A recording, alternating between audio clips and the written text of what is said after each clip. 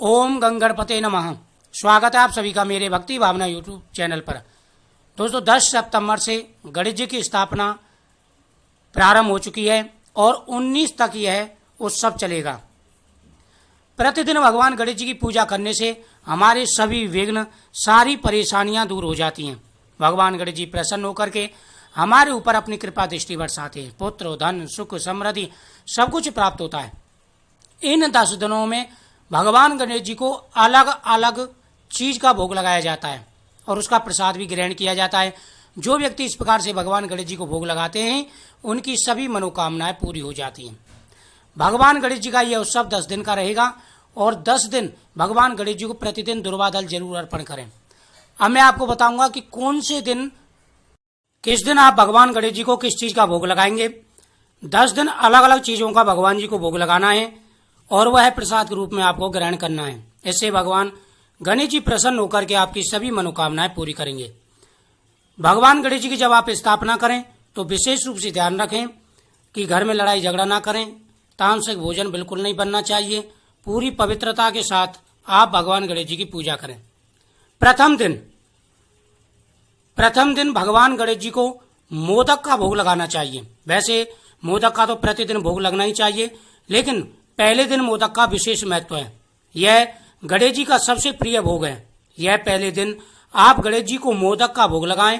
नारियल और गुड़ का मोदक बना करके उन्हें भोग लगा सकते हैं। इससे भगवान गणेश जी प्रसन्न होकर के साधक की सभी मनोकामनाएं पूरी करते हैं। दूसरे दिन मोतीचूर के लड्डू। ये लड्डू गणपति जी के साथ साथ उनके वाहन मूषक राज को भी बहुत ही पसंद हैं।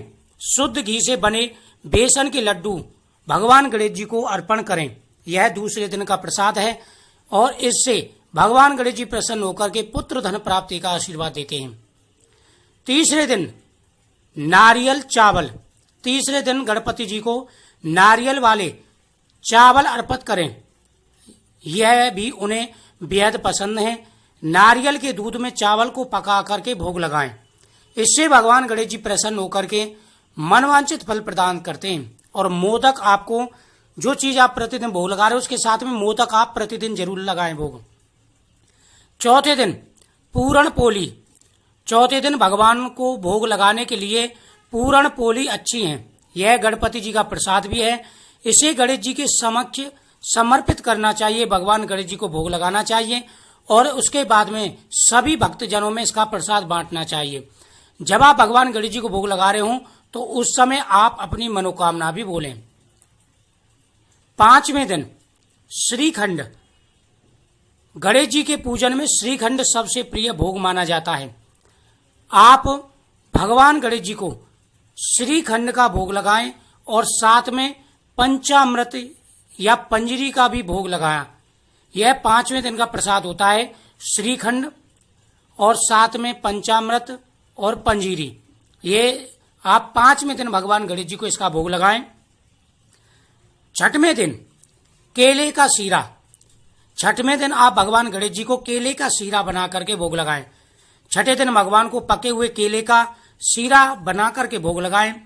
इसे मैसकर सूजी और चीनी में मिला करके भगवान गणेश जी को बेहद ही पसंद है और भगवान गणेश जी प्रसन्न होकर के सभी मनोकामनाएं पूरी करते हैं। इससे माना जाता है कि भगवान गणेश जी को केले का सीरा भोग लगाने से पुत्र प्राप्ति, धन प्राप्ति के योग बन जाते हैं। घर में सुख शांति रहती है, भरपूर धन आता है, हर प्रकार की मनोकामनाएं पूरी हो जाती हैं। 6वें दिन आप भगवान गणेश जी को यह भोग जरूर लगाएं। 7वें दिन रवा पोगल। 7वें दिन गणपति जी को रवा पोगल का भोग लगाएं। इसे रवा यानी सूजी और मूंग की दाल को पीसकर बनाया जाता है। रवा पोगल जो होता है वह सूजी और मूंग की दाल को पीस करके हलवे की टाइप का बनाया जाता है। इसमें घी और ढेर सारे मेवे मिलाए जाते हैं।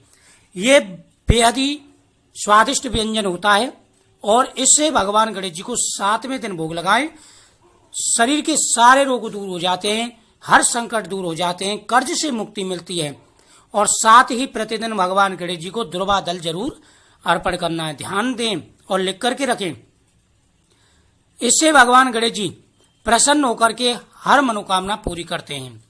आठवें दिन भगवान गणेश जी को खीर का प्रसाद लगाना चाहिए। भगवान गणेश जी को खीर का भोग लगाने से हर प्रकार के मनोरथ पूरे हो जाते हैं। उसमें केसर डाल करके, यानी खीर में थोड़ी सी केसर डाल करके भगवान गणेश जी को भोग लगाएं। 9वें दिन शुद्ध घी और गुड़। 9वें दिन भगवान गणेश जी को शुद्ध घी और गुड़ मिक्स करके, उन्हें बेहद पसंद है, और साथ में छुआरे और नारियल भी मिला सकते हैं उसमें, उसके लड्डू बनाएं और भगवान गणेश जी को भोग लगाएं। 10वें दिन का विशेष महत्व है। यह अनंत चतुर्दशी का दिन होता है और 10वें दिन भगवान गणेश जी को 56 प्रकार के भोग लगाए जाते हैं। जितना आपके बस की हो उतना भोग जरूर लगाएं, लेकिन 10वें दिन 56 प्रकार के भोग लगाने का विशेष महत्व है। जो गणेश जी के पास आपने कलश की स्थापना की है, तो लास्ट के दिन जब आप विसर्जन करें तो कलश के नारियल का प्रसाद लिया जाता है और कलश के अंदर जो सामान आपने डाला है उसे पीले कपड़े में बांध करके तिजोरी में रखा जाता है।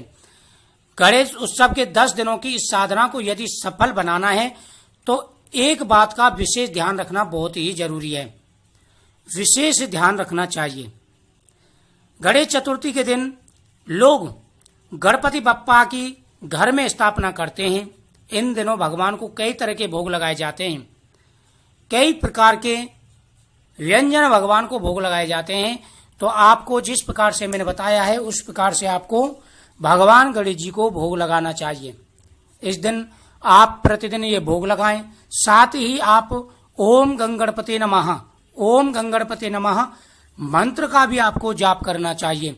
इससे भगवान गणेश जी प्रसन्न होकर के साधक की मनोकामना पूरी करते हैं। और साथ ही आपको घर के अंदर गणेश यंत्र और लक्ष्मी यंत्र, आप सामने देख रहे हैं श्री लक्ष्मी गणेश यंत्र है, आपको यह भी घर में स्थापना, इसकी भी स्थापना गणेश जी के साथ करनी चाहिए। इससे भगवान गणेश जी की आशीर्वाद कृपा आपके ऊपर बनी रहेगी और जो भी आपके मन में कामना है, पुत्र धन सुख समृद्धि सब कुछ आपको प्राप्त होगा। आपके घर के सारे कष्ट दूर हो जाएंगी, सारी परेशानियां मुसीबतें भगवान गणेश जी दूर कर देंगे। तो जिनके भी घर में यह स्थापना हुई है अब तक और जो लोग करते हैं उनकी सारी परेशानियां भगवान गणेश जी ने दूर की हैं। तो आप प्रतिदिन भगवान गणेश जी को दुर्वादल जरूर अर्पण करें और साथ ही जिस विधि से मैंने आपको बताया है प्रतिदिन भगवान गणेश जी को भोग लगाएं। भगवान गणेश जी आपकी प्रत्येक मनोकामना पूरी करेंगे। तो इस वीडियो को ज्यादा से ज्यादा शेयर करें जिससे सबको पता चल सके कि किस दिन भगवान गणेश जी को क्या भोग लगाना चाहिए और उनको भी लाभ मिले, भगवान गणेश जी की कृपा उनके ऊपर बनी रहे। तो जो भी चैनल पर पहली बार आए चैनल को सब्सक्राइब करें, बगल में बेल आइकन बटन को जरूर दबाएं और कमेंट में आपको ओम गंगणपते नमः जरूर लिखना है। भगवान गणेश जी आपके ऊपर अपनी कृपा दृष्टि बनाए रखेंगे। ओम गंगणपते।